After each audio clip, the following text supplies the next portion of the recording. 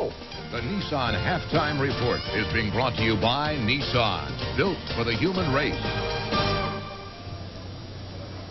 Well, you're looking at Giant Stadium. It's jam-packed, and they're seeing a great football game inside there. We expected it from the beginning. Philadelphia leading the New York Giants 10-6. A defensive battle, one that can easily go either way in the second half. And, of course, we'll have all the second-half action for you with Skip and Pat. But right now, let's head back to Atlanta.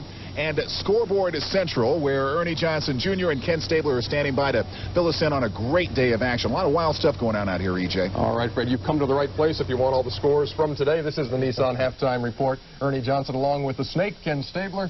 Quick impressions of the first half of the game we're watching. I think, as we thought, two of the better defenses around the league, with turnovers playing an important part in both teams scoring, and I think it'll be the same in the second half. We want to take a look at all the action here on Sunday number 1. We'll start off with the Atlanta Falcons and the Houston Oilers, that big grudge match for Jerry Glanville and for the Oilers, for that matter, at Atlanta Fulton County Stadium. The Falcons prevail 47-27 after watching a big lead almost disappear. Here's the way they capped it. Warren Moon throwing. Deion Sanders, prime time, picks it off. He'll go 82 yards, 70 of it, high stepping just like that. The sellout crowd in Atlanta just loving it, because they are really eating this team up now, unbeaten during the preseason, and now 1-0 with the victory over the Oilers, the final 47-27. Yeah, there goes the flag for too much celebration. No one cares about that. 47-27, Glanville wins by 20. How about a big day for Dillwig today for the Packers? Anthony Dillwig steps in for the Magic Man, and I think he makes Andy Infante make a decision next week to see who his trigger man's going to be. Yeah, the Packers will play the Bears, then Chicago shut out Seattle today. Minnesota fell to Kansas City 24-21. Vinny Testaverde, a big day for Tampa Bay. Awfully important for Vinny to develop this year. He struggled with interceptions in the past. Today, 3 touchdown passes in the first half. That RFK that is not as close as the score would indicate, folks. 31-0.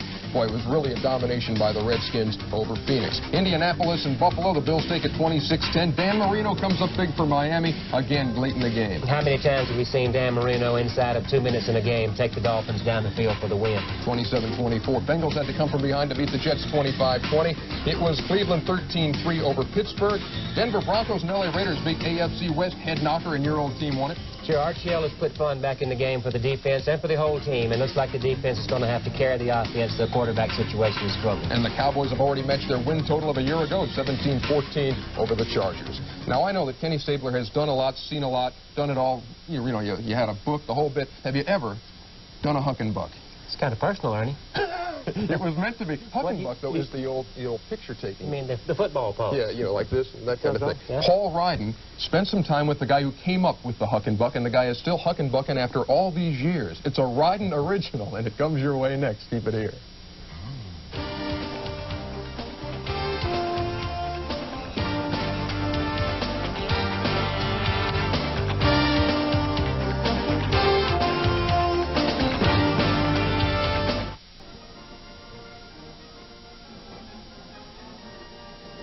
You've seen them. You've imitated them. They are the football poses known as the huck and buck. Don't ask me how they got the name. I've only got 2 minutes. But I can tell you that this man, Brad Bradley, and his father-in-law, Jim Lawhead, were responsible.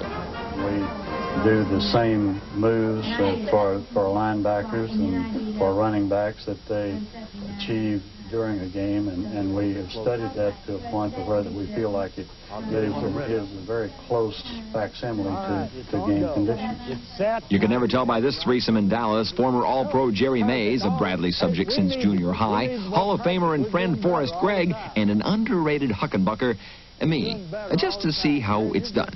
You're pass blocking, and then, Paul, you're coming from this angle. This isn't going to work. What they did on picture day is, I don't care who the coach was, they took over. And I'll tell you one thing right now, they wouldn't let you loaf one bit. Set, go.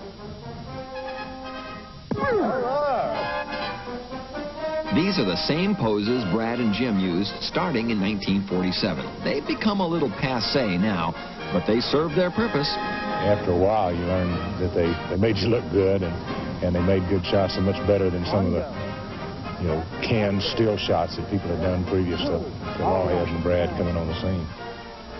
I don't know how those other two guys feel, but I think I look like an idiot. You do look like an idiot. Thank you very much, man. But really, how would anybody look who's not a football player? I mean, what if your job called for a huck and buck? The frozen yogurt pivot. the pie-in-the-sky pizza toss, the Dewey Decimal Dynamite dive. So you see, this style of photography may make football players look like real studs, but when it comes to the normal person with the normal job, hey, whoa, wait, what's going on? Ernie the mailman's down there. He's giving out free autographs. He's doing the huck and buck.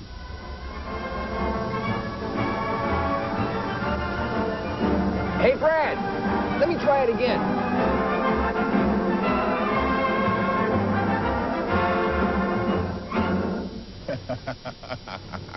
Well, I tell you what, maybe we could talk Larry into seeing a huck and buck pose out here before you leave today. Good luck. Yeah, good luck with it. The only matters is this one, the Heisman. After that performance by Ty Detmer last night. Yeah. Well, guys, I think the Eagles should be up 24-10. A couple of drop passes on Cunningham and a terrible call by the official at the end. That was definitely a fumble, as the guys in the booth so aptly announced. I think the Eagles are clearly outplaying them. Anything can happen in the second half. But this has been a Philadelphia half. One turnover here, one turnover there. But I got to tell you guys, we already know who the team of the 90s is, because Kylie told us. Who is the team of the 90s? San Francisco? There's no question about it. The Dallas Cowboys are the team of the 90s. The Dallas Cowboys are the team of the 90s. Why? Well, I'll tell you why. What they're doing down there, accumulating speed. Jimmy Johnson is a speed merchant. He did it at Miami. He's doing it in Dallas. Now, Dallas did beat the Chargers today. They beat them when the Chargers tried a fake punt. And Dallas figured it out. Now, when I say team of the 90s, we're not talking about this year. We're not talking about next year. I'm talking about by 1993, they've made some brilliant trades. They got rid of Herschel Walker. Great trade. They picked up Troy Aikman. Also a great pickup. Steve Walsh, I think, was an excellent pickup. They've taken care of the quarterback position for 15 years, and when they get some big men and get that speed rolling, the team of the 90s. That's too much. Sport Magazine said that the Falcons would be the team of the decade in the 80s. 94 losses and 8 coaches later, they're a decade behind. We'll have to wait. We'll catch up. We got to find out who the team of the night is here in New Jersey as the Giants are taking on the Eagles. The Eagles are leading the game right now 10-6, and we're going to take a look at some of the halftime highlights when the Nissan halftime report continues. So stay with us. We'll be right back.